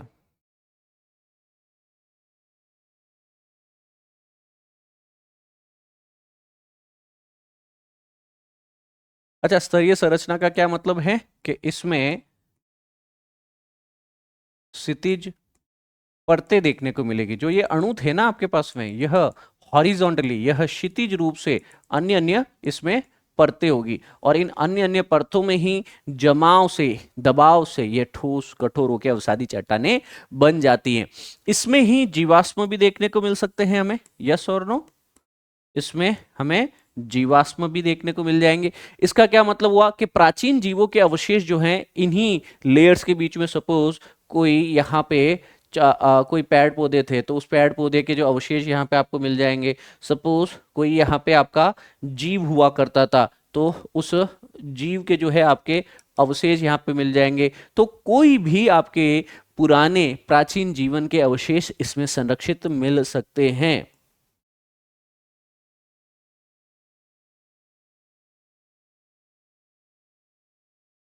प्राचीन जीवन के अवशेष इसमें संरक्षित मिलते हैं, जिनको हम जीवाश्म कहते हैं। तो ये स्तरीय होते हैं, लेयर्स में होते हैं, इसमें जीवाश्म मिल सकते हैं। यह चीजें बहुत ही बेसिक हैं, याद रखना है। और इनमें जो दानों के आकार जो है आपके, जैसे मिट्टी हैं, जैसे रेत हैं, बजरी के दानों से यह बना होता है। तो लिथिफिकेशन और सीमेंटेशन जो है, यानी अवसाद जो है आपके पास में, ये जो अवसाद है, यह जो निक्षेप है, इनमें ही संघनन, कॉम्पैक्शन होता है। इनमें खनिजों के यौगिक जो है आपस में बंधन से बंध जाते हैं और चट्टान का निर्माण होता है। इसे लिथिफिकेशन और सीमेंटेशन कहते हैं। क्या कहते हैं आप लोग?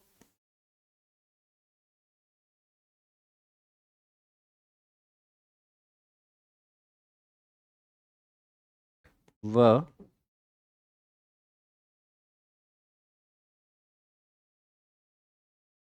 सीमेंट का रोल क्या होता है आपके पास में? चीजों को जोड़ के रखना। तो ठीक वैसे ही यह भी वही काम करेगा आपके पास में, कि जो भी अवसाद हैं उनके कणों के बीच में संघनन करना।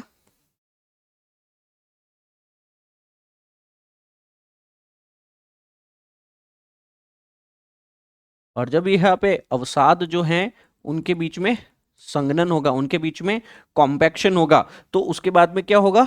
इनके बीच के अंदर जो यौगिक हैं, जो खनिज हैं, यौगिकों के मध्य एक बंधन, एक बॉन्ड क्रिएट हो जाएगा, है ना। एक जो यौगिक है वह आपस में क्या हो जाएंगे, यहाँ पे यह मिनरल जो है वह आपस में जुड़ जाएंगे, इसके बीच में बॉन्ड क्रिएट हो जाएगा। और इसी केमिकल बॉन्डिंग के कारण, खनिजों में यौगिक के बंधन के द्वारा जो है यहाँ पे आपकी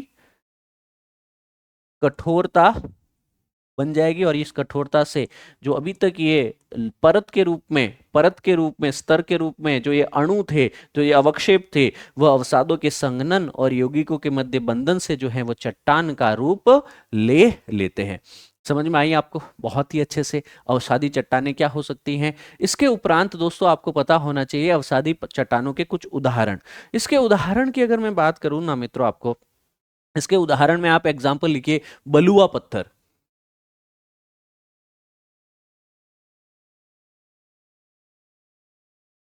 जिसको हम लोग लिखते हैं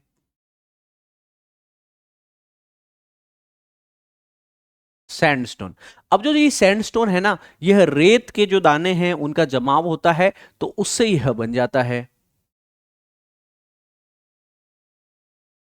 रेत के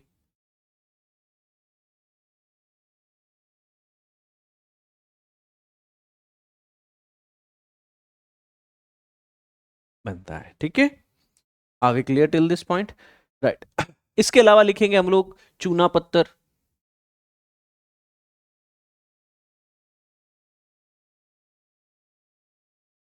जिसको हम लोग क्या चूना पत्थर को लिखते हैं हम लोग अंग्रेजी में लाइमस्टोन। अच्छा, ये लाइमस्टोन कैसे बना है दोस्तों आपके पास में, कि जो कैल्शियम कार्बोनेट से बनी होती है, क्योंकि कई बार इसमें जीवाश्म भी हो सकते हैं। यहां पे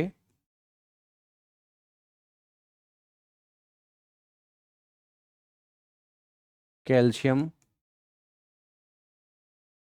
कार्बोनेट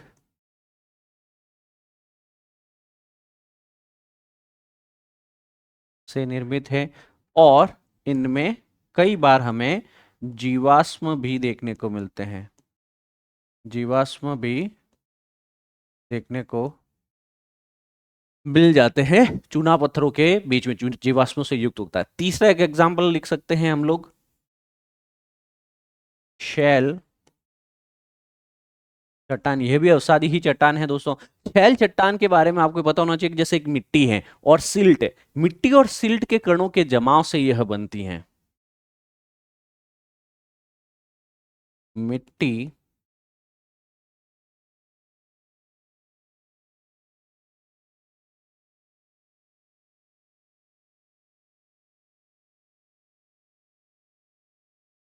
है ना, तो मिट्टी को हम लोग कहते हैं, देखो तीन चार चीजें होती हैं, उसके बारे में आपको बता ही देता हूँ। एक होता है सॉइल, सॉइल से थोड़ा सा बड़ा होता है, उसको हम कहते हैं सैंड। सैंड से जो बड़ा होता है उसको हम कहते हैं सिल्ट, ठीक है। तो यहाँ पे जो है सॉइल है उसमें बहुत ही छोटे छोटे कण होंगे। सैंड में आ जाओगे ना आप हमारे पास में, तो सैंड में जो है कण जो है थोड़े से बड़े हो जाते हैं आपके पास में, कण जो हैं वो थोड़े बड़े हो जाते हैं। सिल्ट में आ जाओगे ना, तो अब आपके पास में कण जो हैं वह और भी बड़े देखने को मिलेंगे। समझ में आया?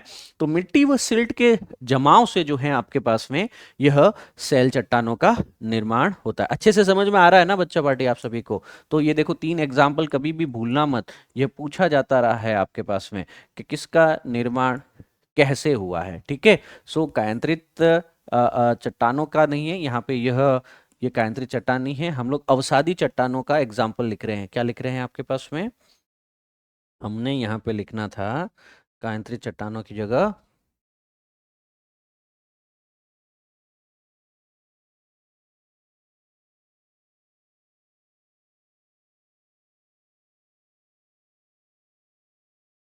अवसादी चट्टानों के उदाहरण है ये, इसको याद रख लियो, ठीक है। अब इसके उपरांत मैं एक छोटा सा और काम कर लेता हूँ। हम्म, ठीक है।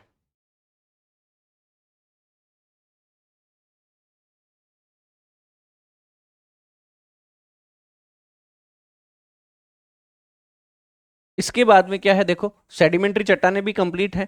अब हम लोग पढ़ते हैं हमारा अगला पार्ट। अगला पार्ट क्या है आपका? कायांतरित चट्टानों की हम लोग बात करते हैं। कायांतरित चट्टानों में क्या बात कर रहे हैं गुरुजी हम?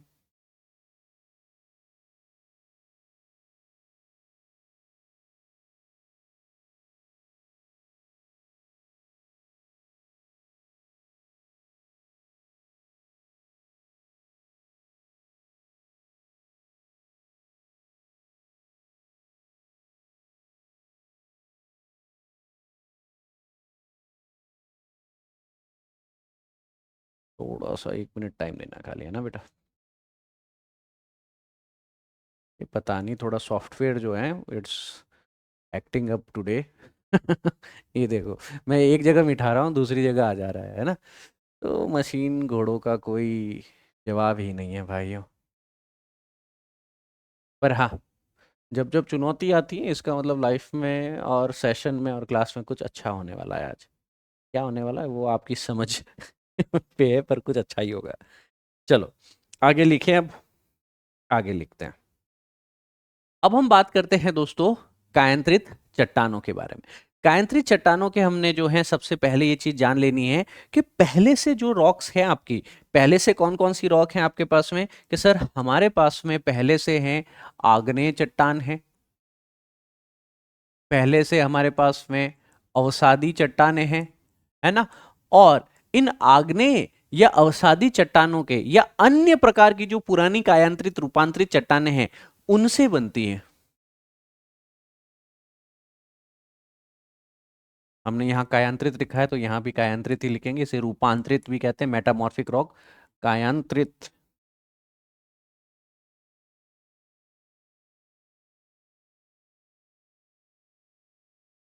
व अन्य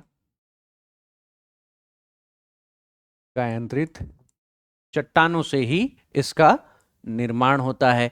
पहला पॉइंट तो ये लिखना है। अब कैसे कि सर जो ये आग्नेय अवसादी और अन्य चट्टानें हैं यह उच्च ताप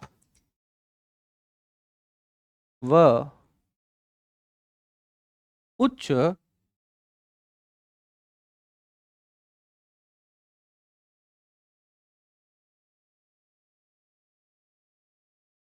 उच्च ताप व उच्च दाब परिस्थितियों में इनको रखा जाता है, तो उनके कारण यहाँ पे आग्नेय अवसादी व अन्य कायांतरित चट्टानें दूसरे प्रकार की कायांतरित चट्टानों में कन्वर्ट हो जाती है। अब याद रखना है कि इसके कारण यहाँ पे इनकी बनावट में, इनकी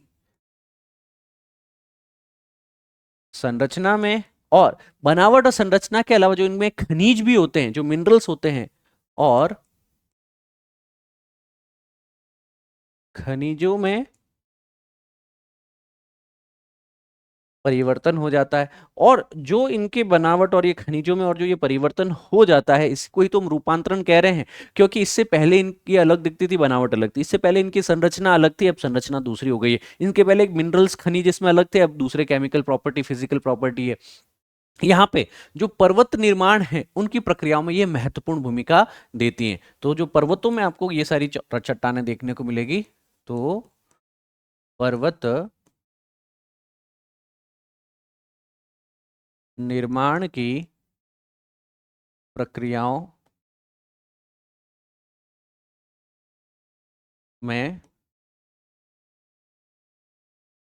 प्रमुख भूमिका जो है हमें इसकी नजर आने वाली है। तो क्या है आपके कायांतरित चट्टानें, कि सर पहले यहां पे, जैसे एग्जांपल के लिए बता रहा हूं, पहले यहां पे कोई चट्टान हुआ करती थी, उस चट्टानों के अंदर यहां पे हमें इस प्रकार के क्रिस्टल्स देखने को मिलते थे। जो रवे थे, जो अणु थे, जो मिनरल्स हैं, जो खनिज हैं, उनकी संरचना ये थी। हजारों साल प्रेशर में रहने के उपरांत क्या होता है कि सर यह कई हजारों साल उच्च ताप उच्च दाब परिस्थितियों में जमीन के अंदर रहने के कारण क्या हो गया कि अब जो पहले इस प्रकार इसके मिनरल्स खनिज दिखा करते थे उनके प्रकृति में क्या हो चुका है, परिवर्तन हो चुका है।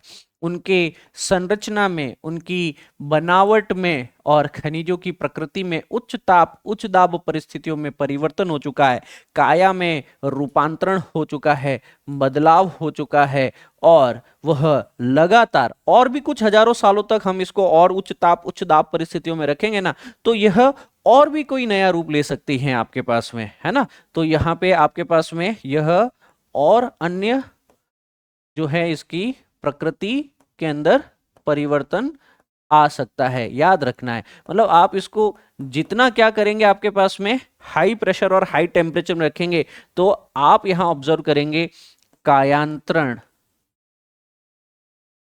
कायांतरण जिसको हम लोग कह सकते हैं रूपांतरण क्यों हो रहा है, higher degree of Celsius temperature है और हाई प्रेशर कंडीशंस में ऐसा हो रहा है कि सॉइल्स के अंदर जो मिनरल्स हैं, चट्टानों के जो मिनरल हैं, खनिज जो हैं, उनकी संरचना, उनके क्रिस्टल की स्ट्रक्चर में बदलाव आ रहा है, उनकी भौतिक और रासायनिक जो प्रकृति है वह बदल जाती है, संरचना में, खनिजों में, बनावट में परिवर्तन आ गया गुरुजी हमारे पास में।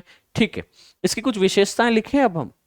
चलो ठीक है, कायांतरित चट्टानों की विशेषताएं लिखो। देखो, कायरंटली चट्टानों को हम लोग मूल चट्टान जो होती है, जिसको हम लोग कहीं न कहीं प्रोटोलिथ कहते हैं आपके पास में, उन चट्टानों से बनी होती हैं। किससे बनी है आपके पास में?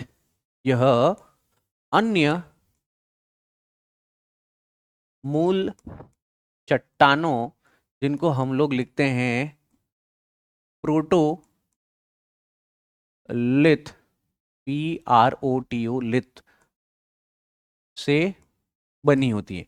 मतलब आपकी इससे पहले की जो प्राइमरी चट्टान आग्नेयस, सेकेंडरी चट्टान अवसादी और टर्सरी चट्टान मतलब अन्य कायांतरित चट्टानों में, उन तीनों प्रकार की चट्टानों को हाई प्रेशर, हाई टेम्परेचर पे रखा तो मेरे को नई प्रकार की कायांतरित चट्टानें मिल जाएगी। अब यहां पे दो इसके प्रकार हो सकते हैं। पहला इसका प्रकार जो है आपके पास में, वह क्या है दोस्तों आपके पास में? पहला इसका प्रकार है फॉलिएटेड और दूसरा है नॉन फॉलिएटेड, शल्कित व अशल्कित।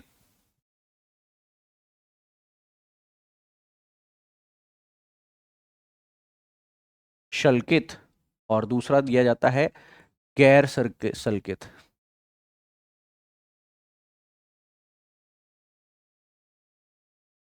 इसको लिखा जाता है फॉलिएटेड और इसको लिखा जाता है नॉन फॉलिएटेड।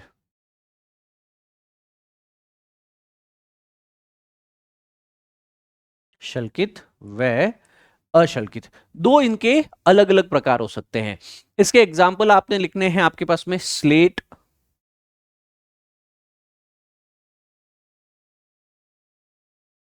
स्लेट जो है वो एक सल्कित चट्टान है आपके पास में, और दूसरा है आपके पास में सिस्ट। सेल और सिस्ट जो है आपकी दो शल्कित रूपांतरित चट्टाने हैं। अशल्कित या फिर गैर शल्कित या नॉन फोलिएटेड चट्टान क्या होगी आपके पास में? यह है आपकी संगमरमर, और एक हमने और लिखा था आपके पास पहले क्वार्टजाइट, क्वार्टजाइट भी ये नॉन फोलिएटेड होती है। क्वार्टजाइट भी नॉन फॉलिएटेड, गैर शल्कित होती है।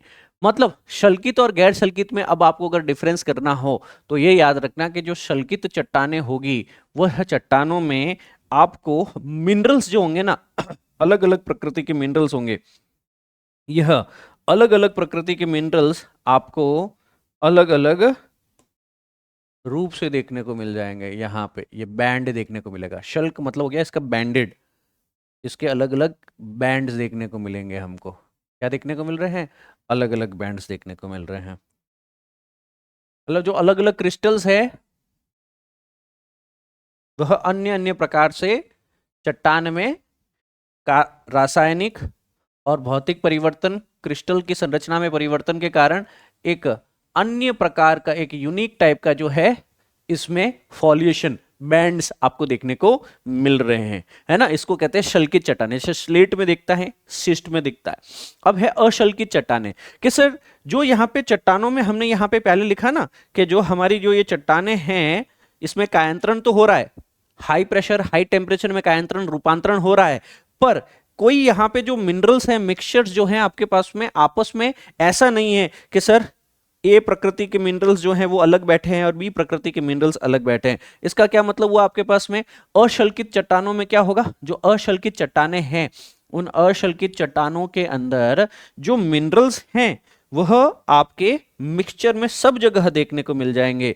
मतलब इसमें जो मिनरल्स हैं आपके पास में वह सब जगह रैंडम तौर पे देखने को मिल जाएंगे। मतलब आप जितने भी यहाँ पे मिनरल्स इस चट्टान में हो सकते थे वो अलग से कोई बैंड, अलग से कोई फॉलिएशन, कोई लेयर नहीं बना रहे हैं, सभी एक साथ पड़े हुए हैं। कोई यहाँ पे क्या है, इनमें कोई परिवर्तन नहीं हुआ है। ठीक है, अदरवाइज अगर ये सेपरेट हो जाते अलग अलग प्रकृति के मिनरल, अलग अलग लेयर में, लाइन में, शल्क में, फॉलिएशन में आ जाते तो आप कहते सर ये शल्कित चट्टाने हैं। यह यहाँ पे हाई टेम्परेचर और हाई प्रेशर से क्या हुआ, एक प्रकार के मिनरल्स एक लाइन में आ गए, दूसरे प्रकार के इस लाइन में, तीसरे प्रकार के इस लाइन में, तो जो चट्टान है वो एक बैंड की तरह दिखती, एक प्रकार के यहाँ पे शल्क दिखते, फॉलिएशन दिखता। जबकि आपके पास में एक और प्रकृति कायांतरित चट्टान बनती है कि जिसमें उच्च दाब परिस्थिति में चट्टान तो बनी है, पर इस बार जो क्रिस्टल्स हैं वह अलग अलग बैंड में नहीं देखने को मिल रहे हैं मेरे को। तो शल्कित और अशल्कित चट्टान आपने देखने को मिल जाएगी।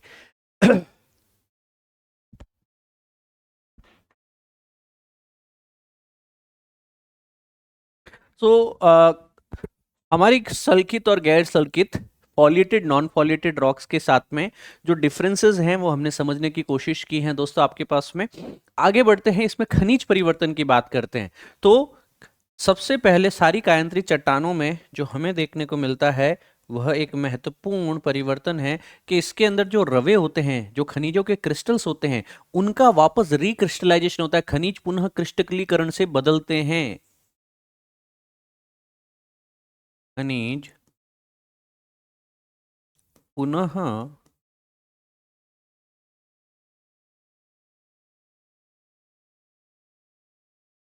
क्रिस्टलीकरण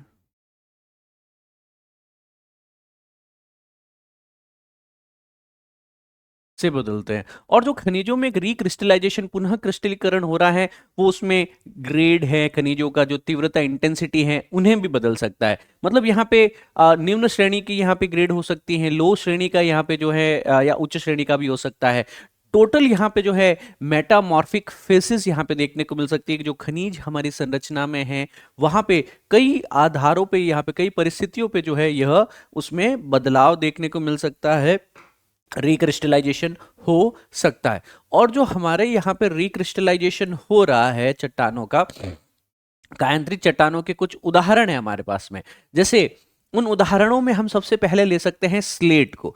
स्लेट जो है वो एक शल्कित शेल से बनती है, ठीक है। तो जो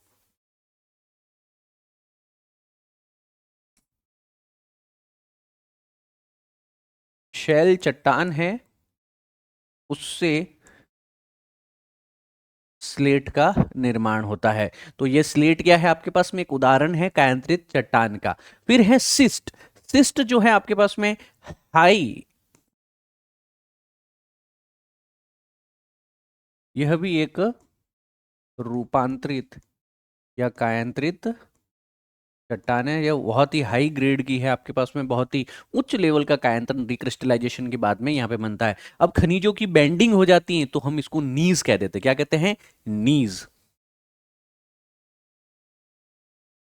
नीज यानी इसमें जो खनिज है ना, खनिजों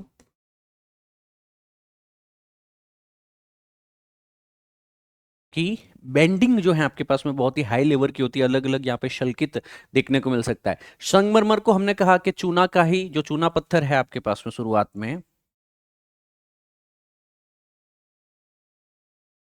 उसी से क्या बनता है आपके पास में,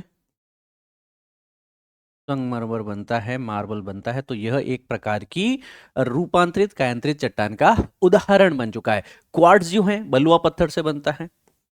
तो जो बलुआ पत्थर है उससे क्वार्ट्जाइट, क्वार्ट्जाइट नाम का पत्थर बनता है, चट्टान बनता है, जो अपने आप में ये क्या है, मैं सर्कल किए देता हूं फिर कंफ्यूज मत हो जाना। इसमें स्लेट कायांतरित चट्टान है, सिस्ट कायांतरित चट्टान है, नीस कायांतरित चट्टान है, संगमरमर कायांतरित चट्टान है, और क्वार्ट्जाइट जो है यह कायांतरित चट्टान है।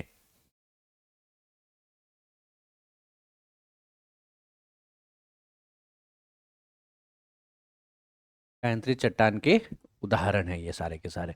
इसके अलावा ये जो रूपांतरित चट्टानों का कुछ महत्व भी होता है, क्योंकि ये काफी कठोर होती है, उच्च दाब परिस्थितियों में ये काफी रेजिस्टेंस बना सकती है, प्रतिरोधी यहाँ पे बनावट हो सकती है। तो पृथ्वी की आंतरिक क्रियाओं को समझने में ये मदद कर सकती है, और मौसम और भू अपक्षय के प्रति अधिक प्रतिरोधी होती हैं। तो कैसी भी कंडीशन हो, यहाँ पे अगर कोई स्ट्रक्चर इस स्लेट से, सिस्ट, नीस, संगमरमर या क्वार्टजाइट से बनी है जो कि कायांतरित रूपांतरित चट्टानें हैं, तो भूल जाओ कि वो आसानी से जो है उसका अपक्षय हो सकता है। बहुत ही ज्यादा रेजिस्टेंस शो करती है, प्रतिरोध शो करती है अपक्षय जैसी प्रक्रियाओं के लिए। ठीक है, यहां पे इसके आगे अगर हम बढ़े तो हम लोग बात करते हैं शैल चक्र की। शैल चक्र क्या होता है कि हमारी आग्नेय चट्टान जो है वो अवसादी, और अवसादी जो है कायांतरित, और कायांतरित वापस अवसादी आग्नेय चट्टान में परिवर्तित हो सकती हैं। सो इस प्रकार हम जो हमारी तीनों चट्टानें हैं, आग्नेय चट्टान,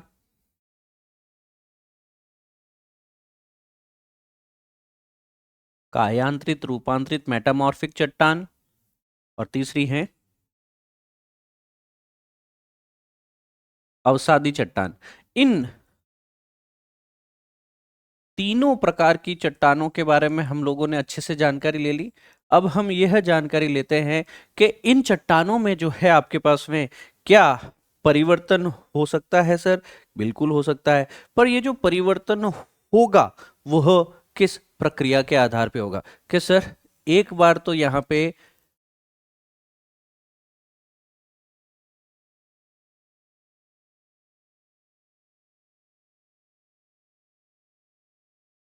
दोनों तरफा है ना, बाई डायरेक्शनल रखना है इसको। बाई डायरेक्शनल क्यों रख रहे हैं? क्योंकि हर प्रकार की चट्टान दूसरे प्रकार की चट्टान में यहां पे परिवर्तित हो पा रही है। सो अगर हम देखें कि अगर हमारे पास में शुरुआत में आग्नेय चट्टान है जो कि पृथ्वी के अंदर से मैग्मा बाहर आया, लावा के रूप में जो है वो सॉलिडिफाई हो गया, शीतलन हो गया, ठंडा हो गया, आग्नेय चट्टान यहां पे बन गया। इस आग्नेय चट्टान में अगर हम देखें तो ज्यादा उच्च ताप और उच्च दाब परिस्थितियां हो गई, तो यहाँ पे हाई टेम्परेचर हाई प्रेशर में क्या हो जाएगा, इसका मेटामॉर्फोसिस, यानी इसमें रूपांतरण हो सकता है, मेटामॉर्फिज्म हो सकता है। High temperature high pressure, high temperature और हाई प्रेशर में यह कायांतरित चट्टानों में परिवर्तित हो जाएगा। ठीक है सर, यहां तक यह चीज क्लियर हो चुकी है। अब यही कायांतरित चट्टानें जो है आपके पास में, अगर इनका प्रगलन हो जाए, अगर यह गलने लग जाए, इनका प्रगलन हो जाए, ये मेल्ट हो जाए किसी भी कारण, तो ये वापस क्या आपके पास में आग्नेय चट्टान में परिवर्तित हो सकती है। एग्जैक्टली सर, रूपांतरित या कायांतरित चट्टान जो है जो उच्च ताप उच्च दाब से परिस्थितियों से बनती हैं, राइट, जैसे हमारी अवसादी चट्टान भी उच्च ताप उच्च दाब high temperature high pressure condition में कायांतरण रूपांतरण हो सकता है, कायांतरण हो सकता है, और उस कायांतरण के कारण कायांतरित चट्टानें बन गई मेटामॉर्फिज्म के कारण। परंतु यहां पे वापस मेटामॉर्फिक जो चट्टान बनी है उसका भी अनच्छादन हो सकता है, इरोजन हो सकता है। जो इरोजन वाली चीज है आपको, वो किसी भी रॉक के साथ हो सकती है। इस रॉक का भी जो है अलग अलग अणु टूट सकते हैं, इसको हम लोग कहते हैं अनाच्छादन,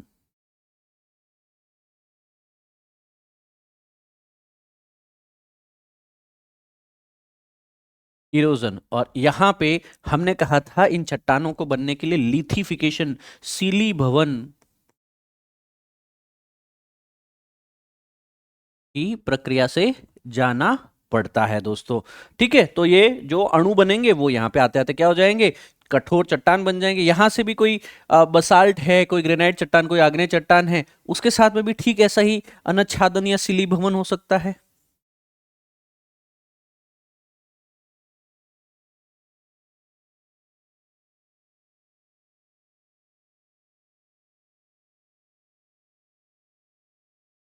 चिली भवन की प्रक्रिया हो सकती है, और इसके कारण आग्नेय चट्टान अवसादी चट्टान में घिसकर अलग अलग अणुओं में, परतों में क्या बन सकती है, अवसादी चट्टान में परिवर्तित हो सकती है।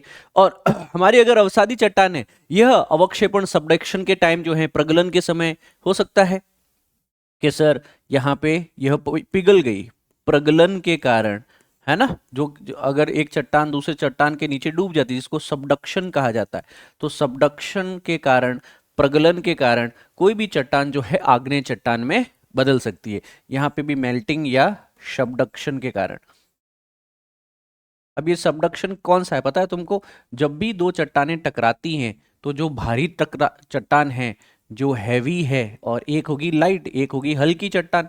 तो जो हैवी चट्टान है वो नीचे की तरफ डूब जाती है और नीचे जाएगी तो उसमें टेम्परेचर डिग्री सेल्सियस में ज़्यादा होगा, तो यहाँ पे वह मेल्ट हो जाती है। और इसी प्रक्रिया को हम लोग यहाँ पे कह रहे हैं सबडक्शन, इसी को कह रहे हैं प्रगलन। याद रहेगा ये, ठीक है। सो इस पूरे प्रोसेस को हम लोगों ने नाम दे दिया है शैल चक्र। क्या नाम दिया है? शैल चक्र, इसको नाम दिया गया है दोस्तों। ये शैल चक्र बहुत ही महत्वपूर्ण है दोस्तों, यह परीक्षा में पहले पूछा भी जा चुका है। ओके,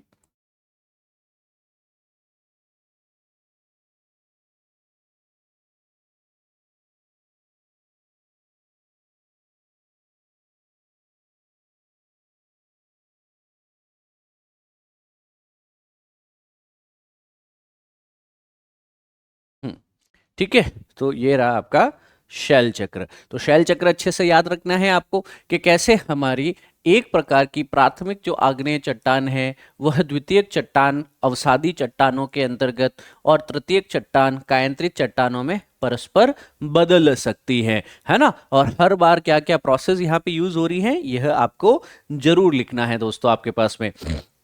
अब इन प्रोसेसेस के लिए आपको जो है कुछ प्रक्रियाएं लगती हैं।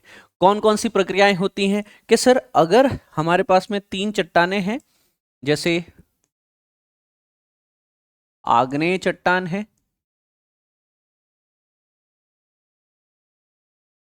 अवसादी चट्टान है और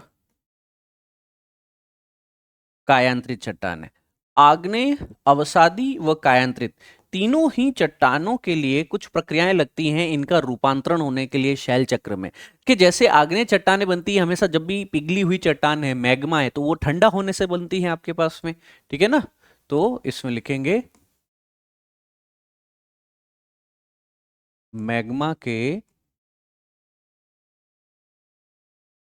ठंडे होने से आग्नेय चट्टानें बनी होती हैं दोस्तों आपके पास में। इसके उपरांत यह चीज पता होनी चाहिए अवसादी और रूपांतरित चट्टानों में भी यह बदल सकती हैं, ठीक है ना।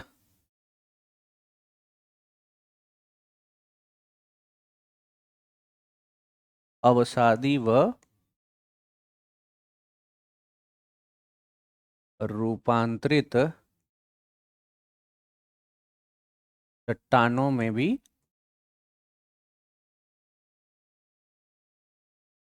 बदल सकती है। अब हमारी अवसादी चट्टानों के पीछे क्या प्रक्रिया होगी कि सर जब भी हमारी कोई चट्टानें हैं, चाहे आग्नेय हैं चाहे कायांतरित चट्टानें, इसका होगा क्षय, इसका होगा अपक्षय। क्षय हो, अपक्षय हो, वो जीर्ण शीर्ण तरीके से टूट जाए, उसका अपर्दन हो। क्षय, अपक्षय और अपर्दन से बनती है। तो जो क्षय, अपक्षय, अपर्दन होता है आपके पास में, तो यहाँ पे अवसादी चट्टानें हैं। अवसादी चट्टानें जो है उच्च ताप उच्च दाब में कायांतरित चट्टानों में बदल जाती है। क्या होती है आपके पास में? ये उच्च ताप और उच्च दाब में कायांतरित चट्टानों में